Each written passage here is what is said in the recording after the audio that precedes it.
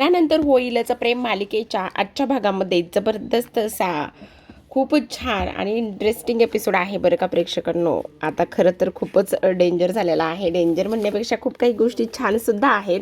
आता पार्थ आणि काव्याचं pre wedding शूटसुद्धा खूपच दणक्यात झालं आहे जीवानंदिनीचं. त्याचबरोबर इकडे रम्याने खूप गोंधळ घातला आहे बरं का एका गोष्टीमुळे. आता बघू कसं सावरती ती तर आता होतं काय, तर इकडे दोघेही जण हे भाऊ त्यांच्या घरातल्या मंदिरासमोर, जे गणपतीचं त्यांचं मंदिर आहे त्याच्यासमोर उभे असतात आणि उभे असून ते प्रार्थना करत असतात की आता सगळं काही व्यवस्थित झालं आहे. म्हणजे बघा ना, आतापर्यंत लग्नपत्रिका वगैरे त्याचबरोबर साड्या बसता हे ते सगळं व्यवस्थित झालेलं आहे. आता इथून पुढचं सुद्धा चांगलं होईल. आणि त्यावर इथे जीवा पार्थला म्हणत असतो, अरे झालं कुठे, वेगळा आहेस का, वेडा आहेस का, हे बघ ना आता उद्या प्री वेडिंग शूट, आज प्री वेडिंग शूटला जायचं आहे आपल्याला. तेव्हा तो म्हणत असतो, ते ऐकूनच माझ्या पोटात तर गोळा चाललाय, आता कसं होणार आहे, कशा पद्धतीने हे सगळं काही होईल मला कळत नाही. त्यावर जीवा म्हणत असतो, अरे तू कशाला काळजी करतोय, सगळं काही व्यवस्थित होणार आहे. तुला सांगू का, हे बघ तुझी जी काही बायको आहे ना, बायको म्हणजे तुझी मांजर आहे ना, मांजर, ती इथे फोटो काढण्यामध्ये एक नंबर माहीर आहे. आणि आता लास्ट टाइम जेव्हा वसू आत्याने इकडे लग्नाच्या पत्रिका फाडल्या होत्या, ही थोडी ना ह्या वेळेस लग्नाच्या पत्रिका फाडणार आहे, ती असं काहीच करणार नाही तुला सांगतो. तेव्हा पार्थ म्हणत असतो, हो ते अगदी बरोबर आहे, असं म्हणून आता पार्थ जो आहे तो रम्याकडे आलेला असतो. आता वसू आणि रम्या खोलीमध्ये असतात. पार्थला समोर पाहिल्यानंतर त्यांना सुद्धा थोडासा धक्काच बसतो बरं का. इकडे आता पार्थ म्हणत असतो, आहात ना तुम्ही दोघी जणी. तेव्हा रम्या म्हणत असते, अरे पार्थ का, काय झालं, तुला काही हवं होतं का. त्यावर पार्थ म्हणत असतो, नाही मला काही नको होतं, पण मला तुमच्याशी थोडंसं बोलायचं होतं म्हणून मी आलेलो आहे. तेव्हा रम्या म्हणत असते, हां ये ना, ये आतमध्ये ये. तेव्हा पार्थ हा आतमध्ये जातो. आतमध्ये गेल्यानंतर इकडे रम्या म्हणत असते, काय झालं पार्थ. तेव्हा पार्थ म्हणत असतो, ही लग्नाची पत्रिका आहे ना, ती पत्रिका मी तुम्हा दोघींना द्यायला आलो होतो. त्यावर इकडे आता वसू म्हणत असते, अरे घरातल्या घरात काय पत्रिका द्यायची, आपण काही वेगळे आहोत का, एकाच घरात आहोत ना. तेव्हा तो म्हणत असतो, नाही नाही तरी सुद्धा म्हटलं चला तुम्हाला एकदा पत्रिका द्यावी म्हणून मी इथे आलेलो आहे, असं इकडे तो सांगतो. आता इकडे पार्थ त्यांना डिरेक्टलीच बोलत असतो. तो म्हणत असतो, त्याचं काय झालं ना, लास्ट टाइम तुम्ही ना ही पत्रिका फाडून टाकली होती वसू आत्याने, पण आता मला नाही वाटत की तुम्ही ही पत्रिका वगैरे फाडा वगैरे ह्या सगळ्या गोष्टी तो बोलतो.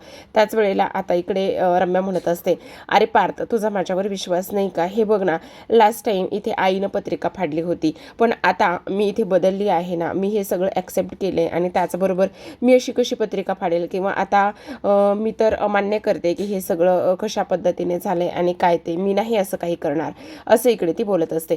त्याच वेळेला आता पार्थ म्हणत असतो, पण ह्या सर्व गोष्टीवरती माझा अजिबात विश्वास नाही, त्याचं काय करायचं.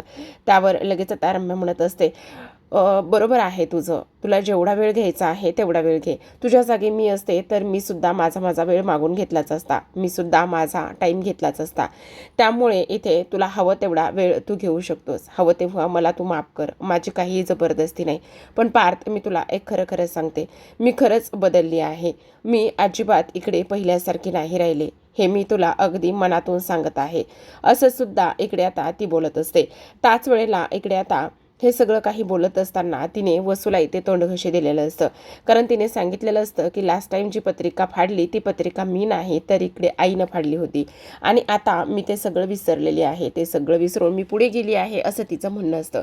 त्याच वेळेला पार्थ म्हणत असतो, हे जर सगळं ह्या पद्धतीने असेल तर चांगलीच गोष्ट आहे, पण तरीसुद्धा रम्या मी सांगतोय ती गोष्ट लक्षात ठेव, तुझ्यामुळे आम्हाला कसलाही त्रास होता कामा नये, किंवा तू आता एक गोष्ट लक्षात ठेवायला हवी आहेस, ही जरी पत्रिका फाडलीच ना तरी सुद्धा ह्यातील नावं जरी वेगळे केलेस तरी सुद्धा काव्य आणि पार्थला कोणीही वेगळं करू शकणार नाही. त्यावर रम्या म्हणत असते, आय नो पार्थ, मला माहिती आहे ते सगळं, मी हे कधीच विसरणार नाही आहे की आता मी ते सगळं तुम्हा दोघांना एकत्र स्वीकारलेलं आहे, त्यामुळे मी असं का करेल, तू माझ्याबद्दल किती गैरसमज करून घेतोयस पार्थ. आणि त्यावर पार्थ तिच्या ह्या बोलण्याकडे पाहतच असतो, ऐकत असतो. तरीसुद्धा पार्थ पुन्हा एकदा म्हणत असतो, ते सगळं ठीक आहे रम्या, पण माणसं इतक्या लवकर बदलतात ह्या गोष्टीवर तर विश्वास नाही ठेवू शकत.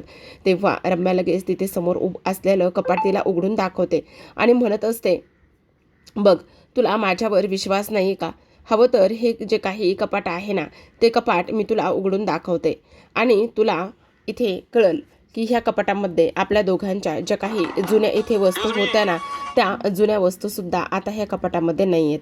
तेव्हा लगेच आता ते कपाट ती उघडून दाखवते आणि त्याच्यामध्ये काहीच नसतं. त्यावर पार्थ म्हणत असं, ठीक आहे येतो मी, असं म्हणून पार्थ तर निघून जातो. पण आता तो निघून गेल्यानंतर वसू मात्र फारच टेन्शनमध्ये येते. वसू म्हणत असते, अगं रम्या काय हे, मला एक गोष्ट समजत नाही. ह्या कपाटामध्ये तुझ्या आणि पार्थच्या बालपणीच्या आत्तापर्यंतच्या ज्या काही आठवणी आहेत त्या होत्या, मग त्या सगळ्या कुठे गेल्या? आणि हे सगळं तू कधी आणि कशा पद्धतीने बाजूला केलंयस मला काहीच कळत नाही, असं म्हणून वसू ताबडतोब पार्थ गेल्यानंतर दरवाजा बंद करते. आणि तेव्हा रम्या म्हणत असते, आई ते महत्त्वाचं नाही आहे. आता बघ ना, ही पार्थ आणि काव्याची पत्रिका आहे तर तुझ्या हातामध्ये, आणि त्यानंतर इकडे माझ्या हातामध्ये कोणाची पत्रिका आहे ते तू बघ. त्यावर वसू ती पत्रिका पाहत असते. वसूने ती पत्रिका पाहिल्यानंतर त्या पत्रिकेमध्ये तिला स्पष्टपणे दिसत असतं की त्या पत्रिकेवेळे पार्थ आणि रम्या असं लिहिलेलं असतं. त्याच वेळेला आता इकडे वसू म्हणत असते, ही पत्रिका कधी छापलीस आणि त्याचबरोबर हे सगळं काय आहे रम्या? म्हणजे तू अजून सुद्धा बदलली नाहीयेस आणि हे सगळं बदलण्याचं तू नाटक का करतेस रम्या? त्यावर रम्या हसायला लागत असते. ती म्हणत असते, अगं आई असं काय करतेस, पार्थ आणि रम्याच्या नावाची पत्रिका आहे ही. तेवढ्यातच आता इकडे वसूला धक्का लागतो आणि वसूच्या हातात असलेली जी काही काव्या आणि पार्थच्या लग्नाची पत्रिका असते ती पत्रिका खाली पडते. आता त्याच वेळेला रम्या म्हणत असते, हसायला लागते आणि म्हणत असते, बघितलं आई, बघितलं, जी पत्रिका इथे तुझ्या हातात राहायला हवी तीच राहिली. म्हणजे माझ्या आणि पार्थच्या लग्नाची जी पत्रिका आहे ना तीच तुझ्या हातात राहिलेली आहे. म्हणजे युनिव्हर्सला सुद्धा हेच मान्य आहे. आणि त्यावर इकडे आता ती हसत असताना इकडे लगेच वसू म्हणत असते, मग मला एक गोष्ट सांग, तुझ्या आणि पार्थच्या नावाची जी पत्रिका आहे ती जर खाली पडली असती माझ्याकडून तर त्यावर तू काय इथे भाकीत केलं असतंस? त्याच वेळेला रम्या म्हणत असते, भाकीत काय करायचं त्यात? अगं मी तर सरळ सरळ तुझा हातच तोडून टाकला असता. हे ऐकल्यानंतर आता वसूला तर फारच मोठा धक्का बसतो. वसू म्हणत असते, ए बाई रम्या, काय हे अशी का वागायला लागलेली आहेस? तुझं हे वागणं फार दिवसेंदिवस विचित्र होत चाललंय. आईशी असं बोलतं का गं कोणी? काय चाललंय तुझं? तेव्हा रम्या इथे पार्थाने तिच्या लग्नाची जी पत्रिका तिने छापून घेतलेली असते ती जवळ घेते आणि दोघांच्या नावावरून हात फिरवून त्यावर किस करत असते. हे सगळं काही झाल्यानंतर आता वसू तिच्याकडून पत्रिका काढून घेते, पण रम्या मात्र तिच्या हातून ती पत्रिका हिसकावून घेते आणि सरळ सरळ तिला धमकी देत असते. तर आता इकडे प्री वेडिंग शूट सुरू असतं. आता नंदिनी त्याचबरोबर जीवा ह्या दोघांचं इथे प्री वेडिंग शूट सुरुवातीला दाखवलं आहे. नंदिनी खूपच सुंदर अशी तयार झालेली असते. त्याच वेळेला एक टेलिफोन बाजूला बसलेली असते. त्यावर इथे जीवाचा फोन येतो. ती फोन उचलून बऱ्याचशा गप्पा मारते. त्यानंतर ते लायब्ररीमध्ये जातात. तिथे सुद्धा नंदिनी एक पुस्तक घेते आणि ते वाचत असते. इकडे एका जिन्यावर बसलेली असते आणि तेव्हाच जीवा तिचं फोटोशूट करत असतो.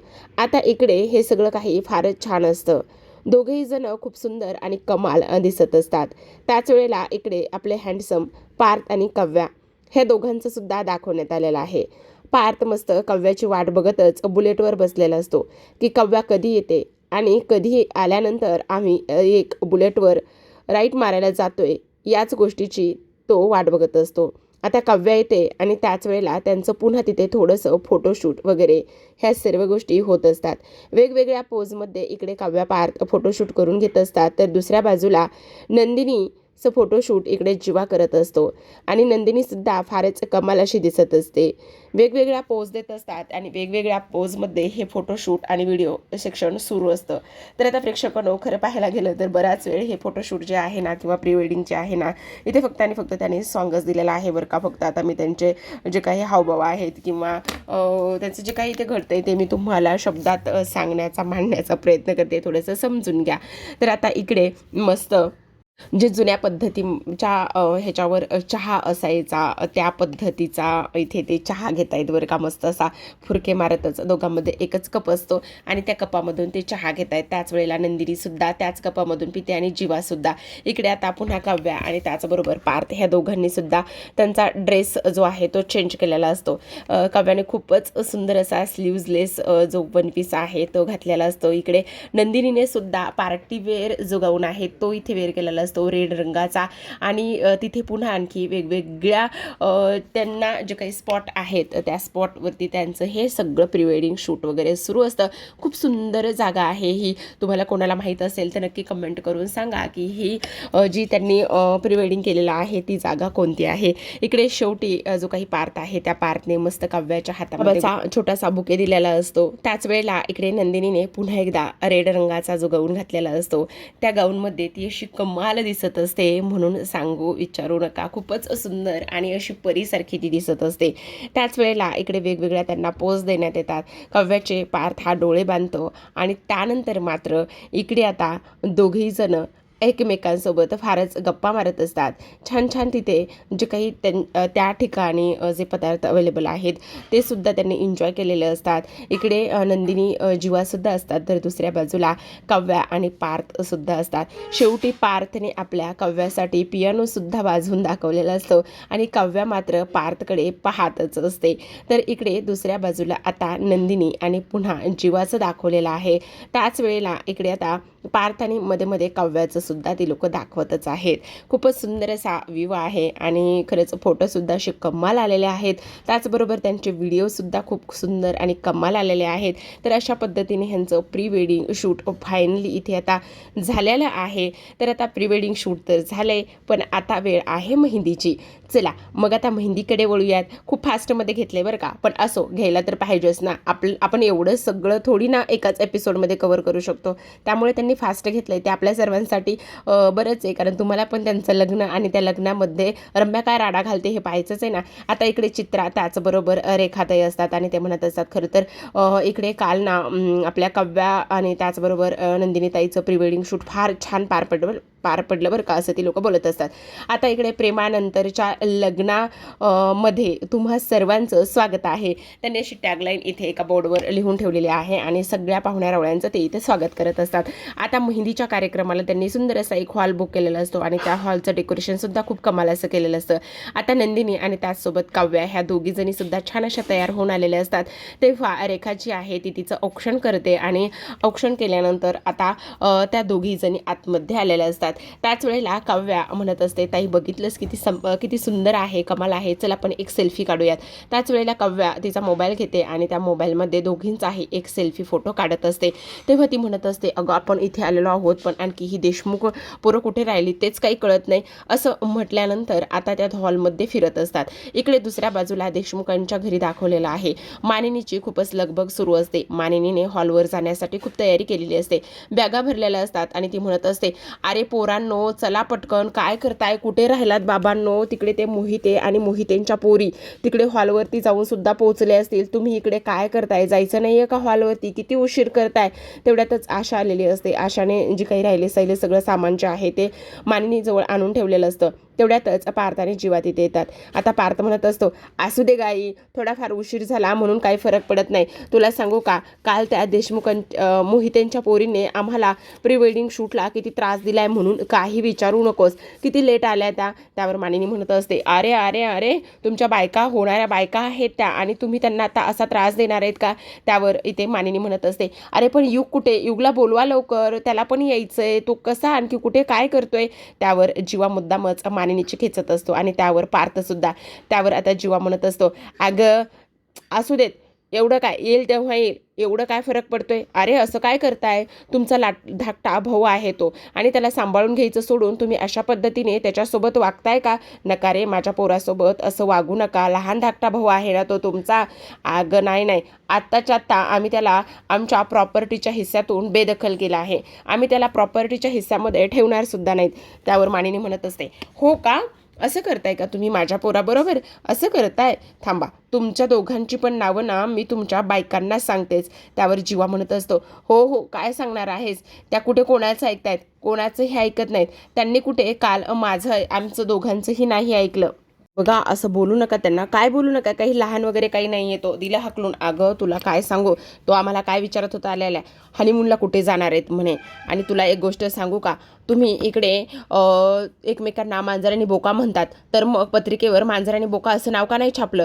अच्छा, बरं ठीक आहे, चला चला त्या वसवात त्याला बोलून घ्या बरं पटकन, त्या कुठे आहेत बघा.